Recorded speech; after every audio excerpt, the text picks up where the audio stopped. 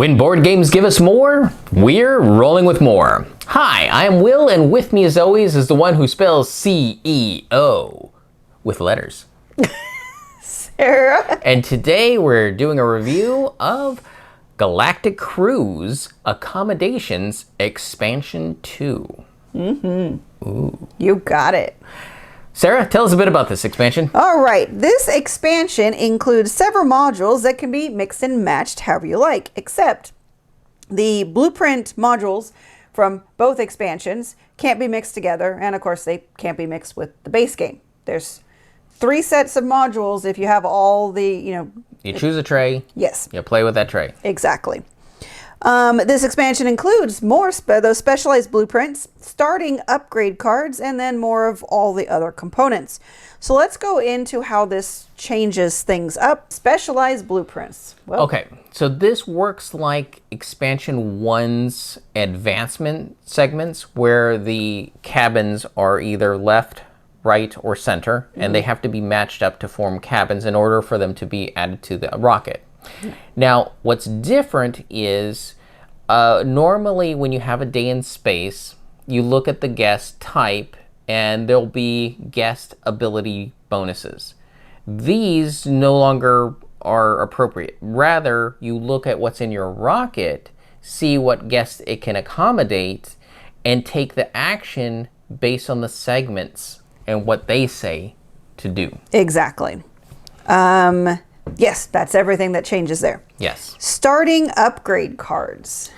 Yes, the starting upgrade cards, you will get 2 at the start of the game and choose one of them. It will tell you which token that you can take off and remove. From your launch tower. From your launch tower. You immediately get what's printed on there, and then you can put that in one of the 3 spots, or one of the 9 spots. It will tell you exactly which spot.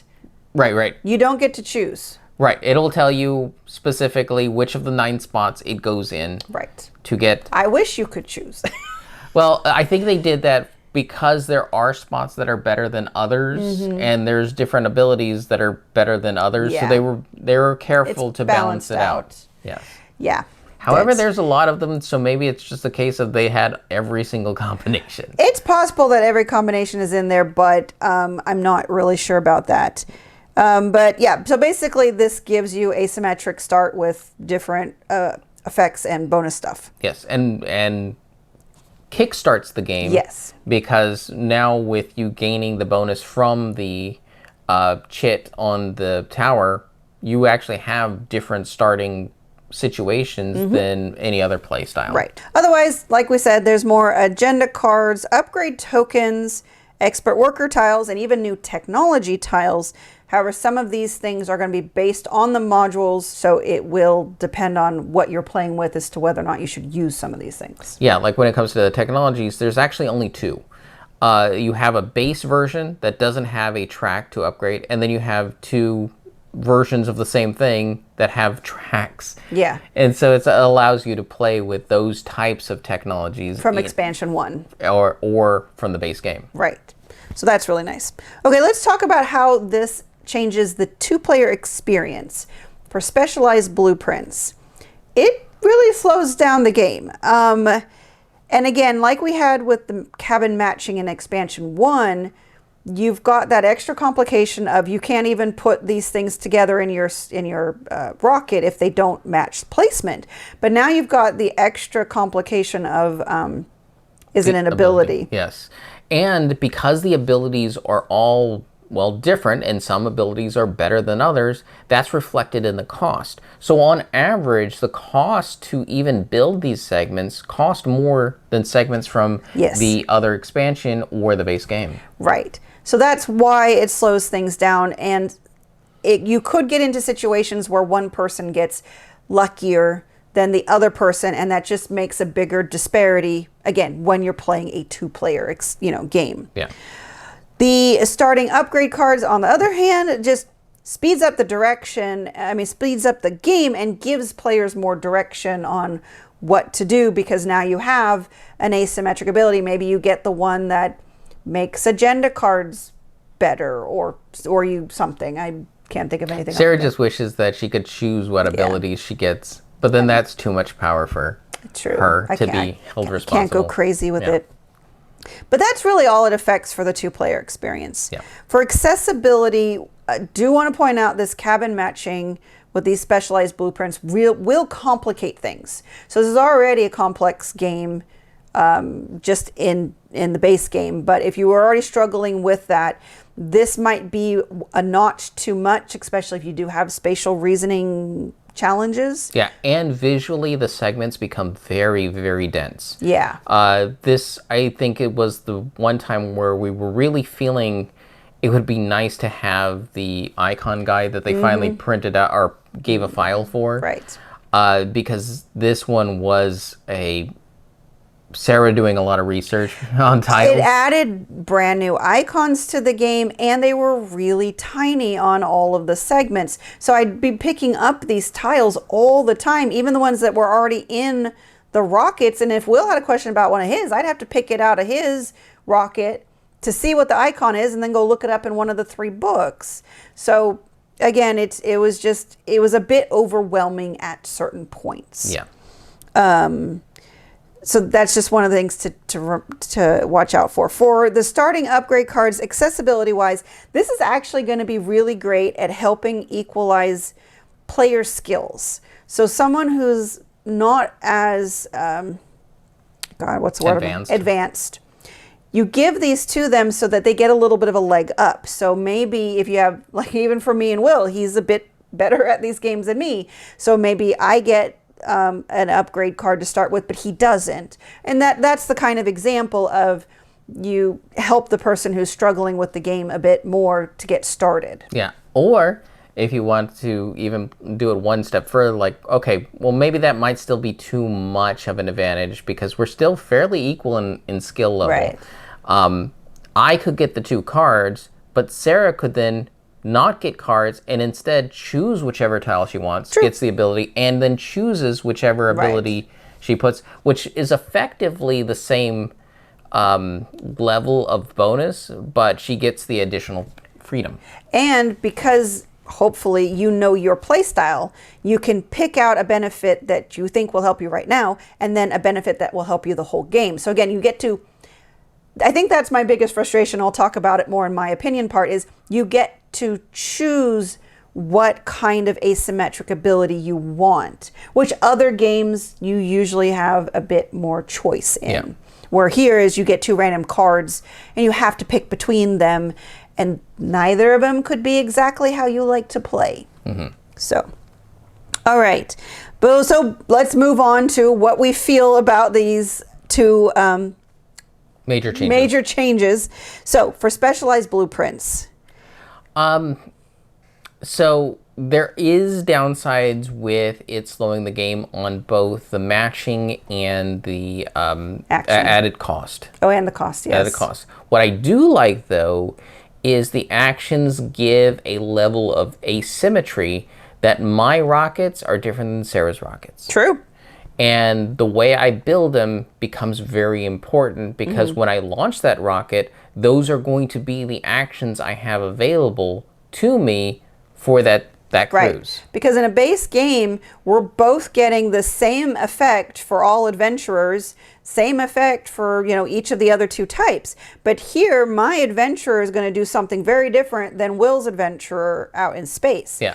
Or on her rocket that might have 2 spots for an adventurer. She can only use one of them because she only brought one adventurer with her. Yep. Okay, which one is more important? And that will be dependent on what point of the game she's in and what state her game is in.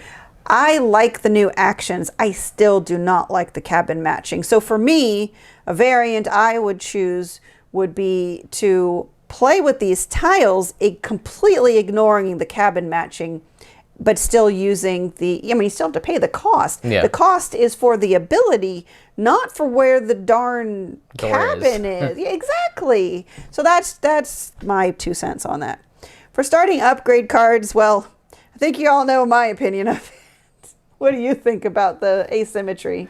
It's a nice way to just kick the game moving because sometimes it can be a little frustrating where it's like, okay, well, I know we need to start and there's these certain things, so a lot of things feel rote. Right. And this breaks that mold of, well, now I already have these things set up, so I can start on a different level. I do feel like we need to warn that some of these things, I feel like there was one game where because of the tile you took off and where it went, you got what do you call it, a leg up in the company goal. Oh, yeah, that is true. So there is something to be warned about, that if you see that happening at the beginning of the game and everybody at the table agrees to make a change, you might want to change the tile that you're using for the company goals so that someone just didn't randomly get a leg up because of the asymmetric abilities. But it can be hard because Yes. I do think that they have pretty much every combination Right. in there. And there's only so many company goals that Agreed. somebody's going to get ahead. Right. So it's just something to watch out for with these asymmetric abilities. That Yeah. might be a conflict. Yeah. All right. So let's see how it changed our rating. Did it change your rating? These two new... No, the small frustrations that I have with the segment tiles are made up for the fact that I have more personal expression Yeah. with abilities, and having the asymmetry at the beginning of the game also feels like we're playing slightly different games. Yes. Which I like as a variant for this game. Right. I really do. Same thing. I love that my stuff is now very different from Will's stuff. But there's still the downsides of I don't like the cabin matching, and I don't like that I don't have a choice in what token I take off and where I get to put it. So again, I would play with a lot of variation and house ruling for this. So my rating still stays a 5 because I like the concepts it introduces, not exactly how they're executed. Okay, so who is this for? Same as the Yeah. last expansion, advanced players on up, people looking for more variability. Yep, because one of these modules will slow the game down and the other one will speed it up. But if you put both in, you kind of get balanced out, but you get more uniqueness. Yes, but So- and if you keep mixing and matching, it's like, well, I'm going to speed up here with the asymmetry. I'm going to use the speed up variant in the second one with the location tiles being already exposed. I'm going to speed up the technologies for the upgrading ones to be Yep. at full max. You might not have enough time in the game. True. So you do want to be careful with how you mix and match. I would probably recommend with all these things, try 1 or 2 module at a time. Get to know them, because then you'll know which ones you even like or don't like, and then you don't have to play with the ones you don't like. But then also consider how each one is going to affect the game, because you throw in everything you really like might actually end up with an experience you don't like at all. That's true.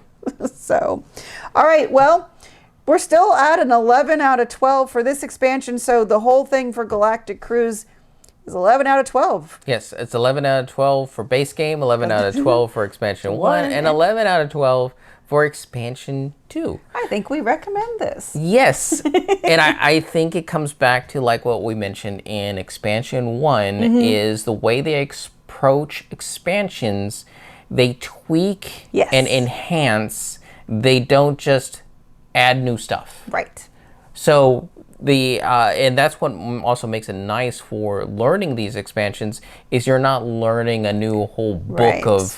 of rules that you didn't have to face before. You're learning the same things and maybe covering up a few things and looking in slightly different spots, but you're still playing a very similar game. And it's because of that, all of it feels very integrated. None of it feels tacked on. And I wouldn't be surprised, since this was all part of the same Kickstarter, if it wasn't all developed together and they just separated out, because I wouldn't want to learn all of this all at the start. So you definitely need these parts of it to be pulled out as additional modules to play with when and how you want to. Right. Because being part of the base game would be too overwhelming. Okay. All right. And Sarah, Yes. since you've won a couple of games of Galactic Cruise, are you renaming the company? No, why not? Why would I rename the company? Galactic Cruise is like an awesome name. What would you? But is it better than Sarah Space? Yeah, it is. Yeah, Galactic Cruise is so much better than Sarah Space. All right, there you go. And we've been rolling with more in space. If you have any questions, comments, or concerns, you can reach out to us on the various social media platforms at Rolling with Two, that's TWO. We're on Blue Sky, Facebook, Twitter, and Instagram. For Discord, we have a channel on Tabletop Express. Check the show notes for the invite link. If you have time, check out the other content Nanaman has found for you, because remember, he's rolling with you.